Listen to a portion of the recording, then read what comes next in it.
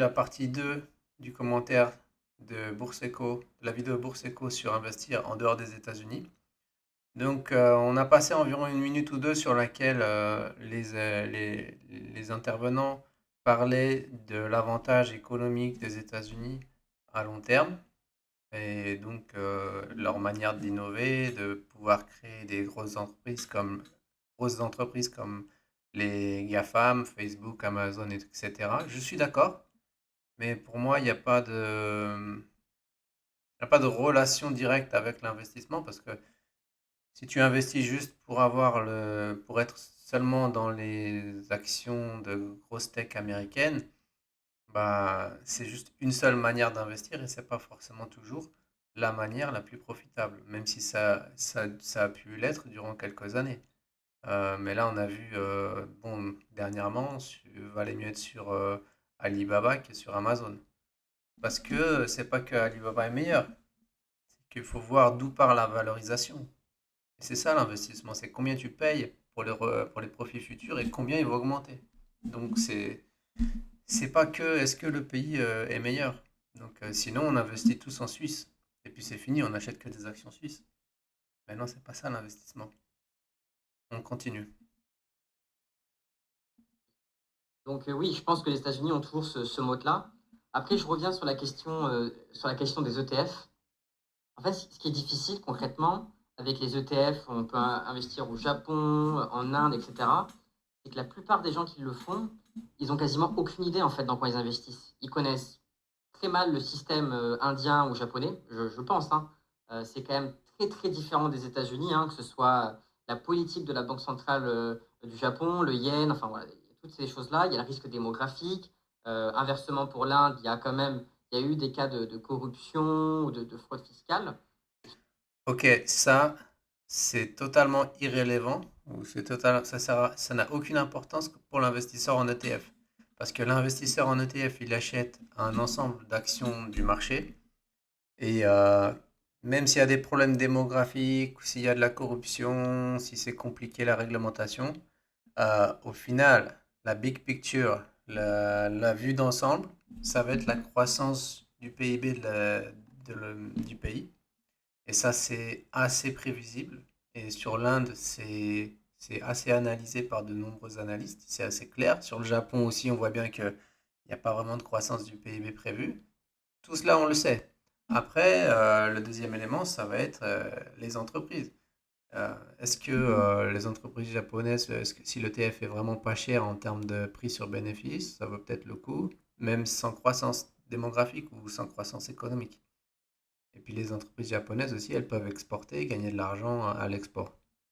Donc c'est un ensemble et quand l'investisseur en ETF, en fait, il peut être ignorant. Il peut se dire, ok, moi j'achète l'ETF Indonésie parce que c'est un grand pays, c'est pas cher. Boum, c'est tout. Et après,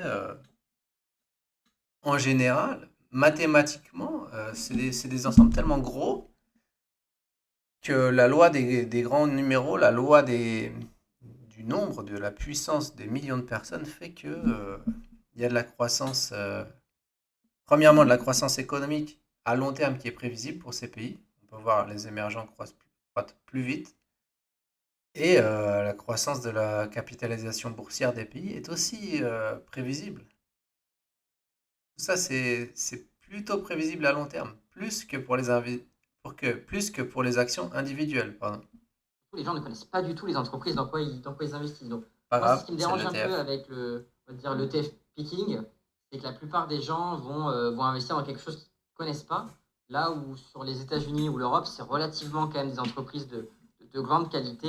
Et j'ai l'impression que c'est plus un petit pari, et pourquoi pas hein, mettre 5% de son portefeuille sur un petit pari sur un ETF. Mais concrètement, pour un investisseur action, je continue à affirmer, mais si vous n'êtes pas aux États-Unis, je ne sais pas trop ce que vous faites, ou alors vous avez une autre Maintenant, il sait type pas de trop. gestion, pas du tout dans les actions de qualité, et ça, par contre, ça fait totalement sens, hein.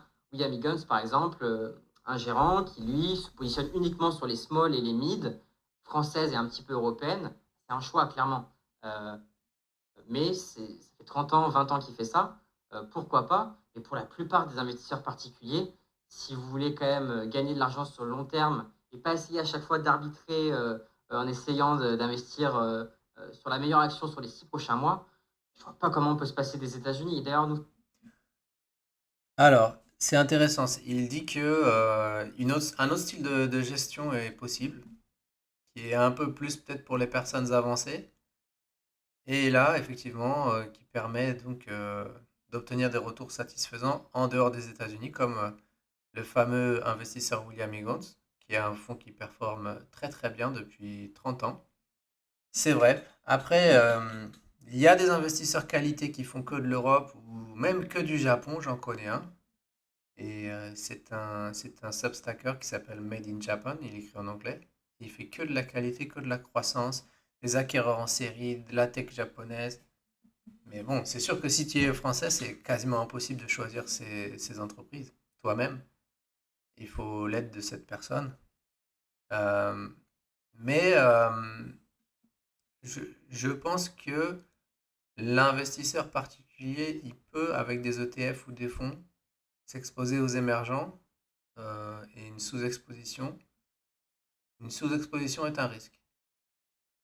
sur le club, bah, la plupart des entreprises qu'on évoque, elles sont américaines. Je pense que la moitié des entreprises qu'on évoque, elles sont quasiment américaines. Et après, c'est Europe, Canada, etc. Mais voilà, quoi. D'ailleurs, Xavier, je voulais revenir sur un point important qui fait un peu écho à ta vidéo sur l'arnaque du DCA sur ETF. Tu avais cité un argument qui est celui de la démographie. Et moi, je trouve que ce que j'apprécie beaucoup dans les États-Unis par rapport aux grandes zones géographiques, peut-être à part l'Inde, c'est vrai qu'ils ont une démographie dynamique. Et quand on C'est vrai. compare à l'Europe, au Japon, à la Chine, euh, c'est le seul grand pays développé qui aujourd'hui a une démographie qui est toujours en croissance. Et pour moi, c'est un argument que j'entends très peu euh, et qui est très fort. C'est vrai, c'est très important. Et si vous n'êtes pas dans une zone à démographie croissante, alors il faut que vous soyez investi dans des entreprises soit vraiment, vraiment value, qui vont rebondir, soit des entreprises qui ont la capacité d'aller chercher la croissance, prendre des parts de marché, s'étendre, soit par acquisition, soit par extension géographique. Mais si vous achetez juste une entreprise lambda qui vend des bouteilles de je sais pas quoi, de jus d'orange dans un endroit sans croissance, ça n'ira nulle part en fait, parce que bah, il n'y a plus de croissance démographique. Donc il faut faire attention à ça. Et donc, c'est pourquoi je pense qu'il ne faut pas enterrer tout de suite les États-Unis. Effectivement, il y a un sujet avec Donald Trump. Et, euh, et le mot des États-Unis, c'est pas un président comme tu le dis, hein, c'est pas un président qui va le remettre en cause. En fait, c'est enfoui. Le côté culturel, la géographie des États-Unis, en fait, ils sont énormément d'éléments. Et moi, à titre personnel, je vais citer une petite anecdote. Donc, nous, avec Bourseco, on envoie une newsletter 2 fois par semaine et on utilise un outil pour envoyer cette Bon, newsletter. là il va parler de Cet outil s'appelle l'entreprise, Beehive. une entreprise tech américaine petite. Donc on va voir de quoi il parle après. C'est pas hors sujet, mais c'est pas le sujet que je veux traiter. Qui commence à être inquiétant. Euh, je ne parierai pas contre les États-Unis. C'est ça Il parle de la qui est assez dette aussi. incroyable, c'est que finalement, quand on liste tout, je veux dire, je peux en rajouter quelques autres, mais la fiscalité, tout ce qui Donc là, il continue sur la macroéconomie et la gestion politique, mais ça, c'est pas important en fait. C'est pas important pour les retours en bourse.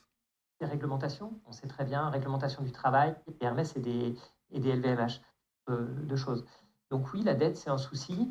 La C'est dette est un peut-être le point souci sur lequel on... sur tous les pays en fait développés, hein, le Japon, la Chine, l'Europe, les États-Unis, c'est très endetté partout. Bon, les émergents, beaucoup moins d'ailleurs. J'attendais Donald Trump. Une fois, il ne vaut plus rien. Bah, j'irai aux États-Unis où il vaudra encore quelque chose et j'irai vivre là-bas. Je sais pas, toi, Loris, la dette, ça t'inquiète? La non, dette, non. est-ce que ça me... Nous, par exemple, sur le club Bourseco, sur des valeurs japonaises, indiennes, pourquoi pas. Après, moi, personnellement, ça me paraît compliqué.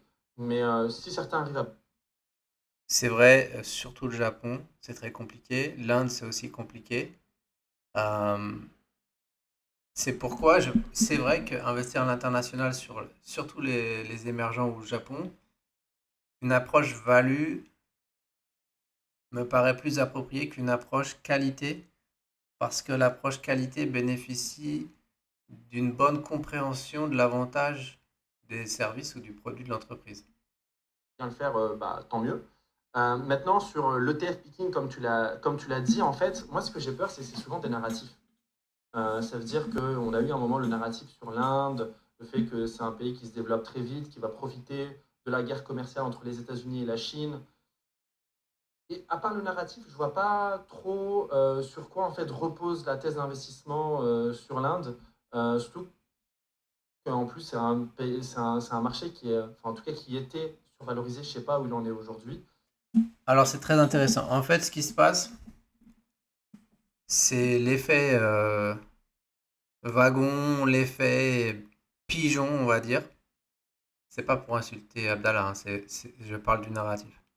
Le narratif sur l'Inde est arrivé pourquoi? Parce que l'Inde a eu trois quatre années de bons résultats boursiers. Et quand il y a plusieurs années de bons résultats, les gens ils commencent à faire un narratif. Ils disent, oh, c'est génial, ça a augmenté depuis quatre cinq ans. Et en fait, c'est là où c'est le moment qu'il ne faut pas l'acheter, en fait. Il faut l'acheter quand il n'y a pas de narratif, avant qu'il y ait un narratif. Et donc, il y a un narratif, pourquoi? Parce que les pigeons, ils voient que ça monte depuis 5 ans, et puis après, il y a les gens qui veulent vendre du papier, ou qui ont des articles à publier, à faire des clics, ils disent, ouais, génial, l'Inde, c'est génial. Mais en fait, l'Inde, la seule raison pour laquelle c'était populaire, c'est parce que ça a eu des bons résultats boursiers, parce que les Indiens eux-mêmes se sont mis à la bourse, ils ont fait monter les valorisations au max. Et après, je ne sais pas ce que ça a donné, mais le pays a de l'avenir. Les entreprises ont un très bon avenir là-bas, mais il faut aller là où c'est moins cher. Donc, euh, moi j'ai beaucoup de mal à faire de l'ETF picking sur des zones géographiques à proprement parler et que je ne connais pas. Donc, Alors, moi, je fais pas d'ETF, mais je pense qu'on peut le faire, mais il faut le faire sur les valorisations. Et là, ça marche très très bien. Quand vous voyez tout le monde dit oh, regardez, la Chine, elle a rien fait depuis 10 ans, la bourse chinoise, ça fait rien, la bourse chinoise est au plus bas. Ouais, bah, on va regarder la bourse chinoise au plus bas. Depuis un an, elle fait 27%, elle fait plus que la bourse américaine, bien sûr, qui fait 13%. Mais en fait, c'était quand c'était là, hein, c'était début 2024. Tous les commentateurs sur Twitter, ils disaient, ouais, la Chine, regardez, au plus bas depuis 10 ans, ça sert à rien, ça vaut rien. Et là, je dis, ah ouais, intéressant. Et ben, je fais quelques achats. Pas parce que les commentateurs disaient ça, mais ça m'a attiré l'attention. Après, j'ai regardé la valorisation. Et oui, j'ai acheté du Alibaba là, tout en bas. Bon, je l'ai revendu un peu trop tôt.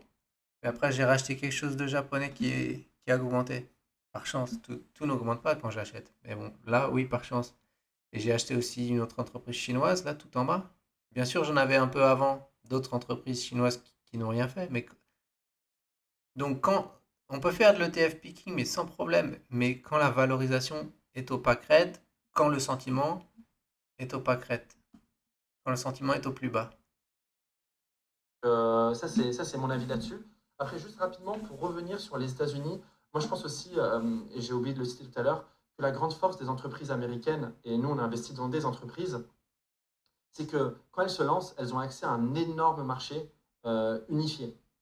Euh, Oui, ça c'est tout à fait vrai, mais je vois pas, à part chercher le prochain GAFAM, je vois pas l'intérêt pour l'investisseur particulier, à quoi ça sert? Qu'est-ce que ça nous apporte que l'entreprise elle a un plus gros marché intérieur? Ça c'est que pour les services, parce que pour les entreprises de logistique ou de parfum ou de santé en Europe, elles n'ont aucun problème à se développer sur toute l'Union européenne. Les seuls qui auraient un problème, ce seraient les entreprises de médias ou de médias sociaux. Et on sait que ça, c'est fini de toute façon maintenant. Ça, c'est déjà pris. On va avancer. De quoi il parle là? C'est en fait, j'ai pas trop confiance sur le plan réglementaire. Et ce que j'aime beaucoup sur les États-Unis, c'est le fait que je sais que les institutions sont là, qu'il y a une réglementation qui est certes. Aux États-Unis, le pays où le président s'est pris une balle dans l'oreille, où il veut faire des tarifs douaniers de malade du jour au lendemain. Non, pour moi, tous les pays se valent en termes de réglementation. De mon expérience, la Chine est un peu plus dure, mais il faut savoir jouer avec. C'est-à-dire, la Chine est en fait, elle casse un peu plus les monopoles que les États-Unis qui laissent faire tous les monopoles des gros de la tech. La Chine force un peu les gros de la tech à casser certains monopoles et à baisser certains prix. Mais en dehors de ça, non. Les États-Unis, au niveau réglementaire, c'est avec Trump, c'est pire. C'est pire que les autres régions du monde. Sérieuse, je sais dans quoi je m'engage. Et Non, on quand j'ai sait en main pas. dans Trump, on Chine, sait pas dans aux quoi on Philippines, s'engage. franchement, j'ai moins confiance. Toi, Xavier? Alors, bon, moi, j'ai historiquement, quand je dis historiquement, c'est depuis pas mal d'années, des ETF émergents. Pour une petite partie, c'est à l'époque où j'ai ouvert des assurances vie et puis j'ai fait un classique SP500, Stock 600 et puis émergents. D'ailleurs, des émergents Asie, des ETF émergents Asie dans l'ensemble. Et moi, j'aime bien qu'on parle de l'Inde parce que pour moi, c'est le cas classique des marchés émergents. La Chine, c'est un peu spécial. Mais l'Inde, c'est un bon point. Quand tu dis, Abdallah, pourquoi tout le monde s'excite sur l'Inde, je pense que c'est purement la démographie. C'est tout. Alors non, moi, les gens ils s'excitent sur l'Inde, bon, parce que c'est ce qui vient après la Chine, mais c'est surtout parce que l'Inde a eu des bons résultats boursiers les années d'avant. Et les gens ils s'excitent sur ce qui a déjà gagné avant. Ils veulent pas, les gens ne veulent pas aller sur les choses qui vont gagner à l'avenir. Ils veulent acheter que les choses qui ont déjà gagné. C'est un biais psychologique des débutants et, et aussi de gens chevronnés qui n'ont pas la mentalité de penser indépendamment. Voilà pour la partie 2, on va faire la partie 3.